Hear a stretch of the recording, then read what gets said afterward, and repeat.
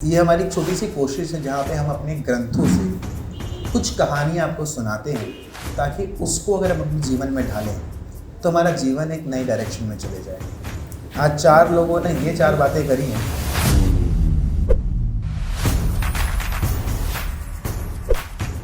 तो काफ़ी टाइम से माइथोलॉजी की बातें चल रही थी हमारी, और पिछले कई वीडियो में हमने कृष्ण लीला की बातें कही है। तो और कृष्ण हम लोगों ने देखा है सचिन कि हम चारों में कृष्ण भगवान एक हमेशा उत्सुकता का विषय होता है। एग्जैक्टली जैसे ही कृष्ण भगवान की बातें शुरू होती है, एक एनर्जी क्रिएट हो जाती है जिससे हम बात करने के लिए और ज़्यादा एक्साइटेड और ऐसी बातें चल जाती हैं जो कभी खत्म ही नहीं होती। बिल्कुल बिल्कुल, बट हमें करनी पड़ती है क्योंकि हम इनफाइनाइट वीडियो यूट्यूब पे नहीं डाल सकते। तो कृष्ण लीला की बात चल रही थी बहुत टाइम से, तो मैं रजत जी से ये सवाल पूछना चाहूँगा कि कृष्ण लीला में गोवर्धन पूजा को बहुत महत्व दिया जाता है, तो आप गोवर्धन जी की स्टोरी को क्लेरिफाई करेंगे प्लीज। और रामायण और महाभारत से वो कैसे अटैच हुई है? वो पूरी रामायण से ही अटैच है। ये कहानी शुरू होती है रामायण के एंडिंग फेज में, जब पूरी सेना जमा हो जाती है और जाना चाहती है लंका। ठीक है, वो राम सेतु बन रहा होता है उसे।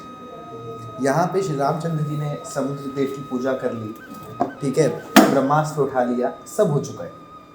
अब बनना शुरू हुआ है, नल और नील जो थे उन्होंने बनाना शुरू किया राम सेतु।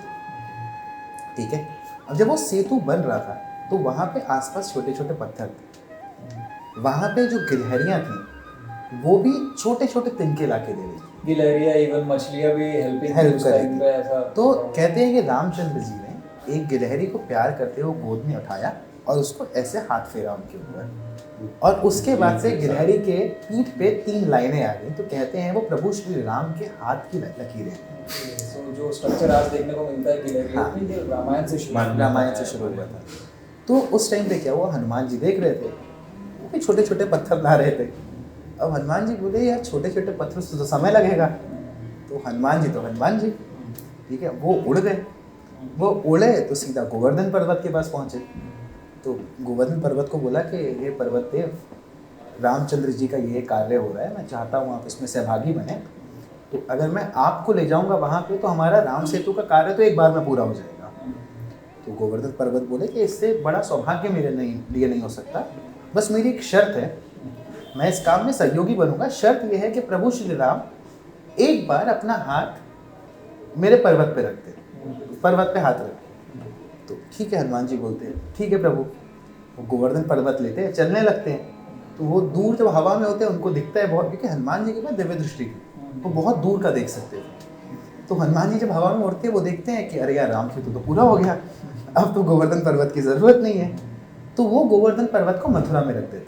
अब गोवर्धन पर्वत बोलते हैं कि प्रभु ये तो गलत हो गया मेरे साथ। आपने कहा था कि आप मुझे मदद करनी है, तो श्री राम जी से मिलवाएंगे। तो हनुमान जी बोले कि देखिए अब तो वो कार्य पूरा हो गया, बट जो वचन मैंने आपको दिया है वो इस युग में नहीं अगले युग में पूरा होगा। ठीक है, वो अगला युग जब आएगा उसमें पूरा होगा। तो गोवर्धन पर्वत जो थे, पर्वतराज जो थे, वो वेट कर रहे थे श्री राम का उनको हाथ लगाने। तो रामायण खत्म हो गई, सारी कहानी खत्म हो गई, और उसके बाद रामचंद्र जी वैकुंठ चले गए। फिर आया द्वापर, अगला युग। द्वापर में होते हैं श्री कृष्ण। ठीक है, तो कृष्ण और कृष्ण लीला हम सबको पता है। तो जिस समय मथुरा में एक बहुत तेज वर्षा हुई, बारिश हुई, ऐसा था कि वो गांव डूब जाएगा। उसकी भी एक स्टोरी है, उसकी भी अलग स्टोरी है। किस तरह से नाराज हो गए थे, किस तरह से श्री कृष्ण गांव वालों को अपने साथ लेके गए। तो वहाँ पे ये जो रामायण काल में जो ये था, इन्होंने वरदान मांगा था गोवर्धन पर्वत में, वो अब जाके पूरा हुआ, जो अधूरा रह गया था। अब जब ये लोग गोवर्धन पर्वत के पास पहुँचे तो उसके नीचे सर रखने की जगह नहीं थी, बहुत छोटी जगह थी। अब लोग छुपे तो छुपे कहाँ बारिश में। ठीक है, तब बाल कृष्ण ने क्या किया, अपनी बाल लीला रचाई। वो धीरे से जाते हैं, अपनी सबसे छोटी उंगली से पूरा का पूरा पर्वत उठा लेते हैं, और सारे गांववासी जो होते हैं उस पर्वत के नीचे शरण करके वो रात निकालते हैं। उस दिन से जो गोवर्धन पर्वत है उसका कण कण पूजा जाने लगा, और वहां से शुरू हुई गोवर्धन पूजा, जो हम गोवर्धन पर्वत के लिए करते हैं। उसके पहले कोई पूजा नहीं थी उसकी। वो सिर्फ कृष्ण जी का मानना था कि ये हमको पानी देता, पेड़ों से पानी आता, यहीं से फल आता, यहीं हमारे जानवर है, यहीं से उनका भरण पोषण होता है, इसलिए इनकी पूजा करनी चाहिए। मतलब उस समय उनका हाँ। बोलना ये था कि आप ये मानते हो कि इंद्रदेव वर्षा करा के हमारा वो पालन पोषण प्रैक्टिकल करते हैं। सोचा उन्होंने कि जैसा हम सोचते हैं कि बादल आए, फिर पेड़ों से टकराए और फिर पानी आया, वो वैसा वाला उनका प्रैक्टिकल सोचा उन्होंने ये चीज दी थी वहां से कि एक्चुअल में भरण पोषण तो हाँ। हमारा गोवर्धन पर्वत कर रहा है ना, वो हमें खाना देता है, वहीं से हम अपनी गाय भैंसों को Right, चराते हैं। और तुम लोग देखोगे कि हमारे जो हिस्ट्री है, जो बहुत पुरानी हिस्ट्री हमारी माइथोलॉजी है, उस वहाँ से है ना हमें ये सिखाया गया है कि चाहे वो पेड़ हो चाहे पौधे हो, जो लोग हमारी ज़िंदगी को बेहतर बनाने में हमारी हेल्प करते हैं वो सारे लोग पूजनीय होते हैं। ठीक है, वो कल्चर के साथ है ना, जब आप उसको पूजने लगते हो तो वो अपने आप एक इम्पोर्टेंस ले लेता है। तो वो वहाँ से शुरू हुआ जहाँ से हमें नेचर के साथ एक मतलब हेल्दी वे में कनेक्ट किया गया।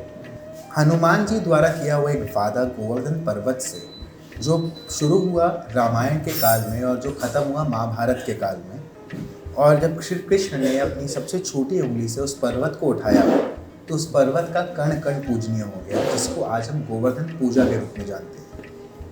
भारतीय माइथोलॉजी में, जिसको आप लोग माइथोलॉजी बोलते हैं और हम लोग हिस्ट्री बोलते हैं, वहाँ पे हर जीव और हर कण को पूजा जाता था। अगर आज ऐसा आचरण और ऐसा व्यवहार हम एक दूसरे के प्रति ले आए तो शायद ये दुनिया और ज़्यादा बेहतर हो जाए रहने के लिए। ये हमारी एक छोटी सी कोशिश है जहाँ पे हम अपने ग्रंथों से कुछ कहानियाँ आपको सुनाते हैं, ताकि उसको अगर हम अपने जीवन में ढालें तो हमारा जीवन एक नई डायरेक्शन में चले जाए। आज 4 लोगों ने ये 4 बातें करी हैं। अगर आपको हमारे एफर्ट्स अच्छे लग रहे हैं तो प्लीज़ कमेंट करके बताइए। कोई और टॉपिक आप सुनना चाहते हैं हमें वो बताइए, और सब्सक्राइब कर लीजिए, बेल आइकन दबा दीजिए, और वीडियो को शेयर कर दीजिए ताकि बाकी के लोग भी ये वीडियो देख सकें। राधे राधे। राधे राधे।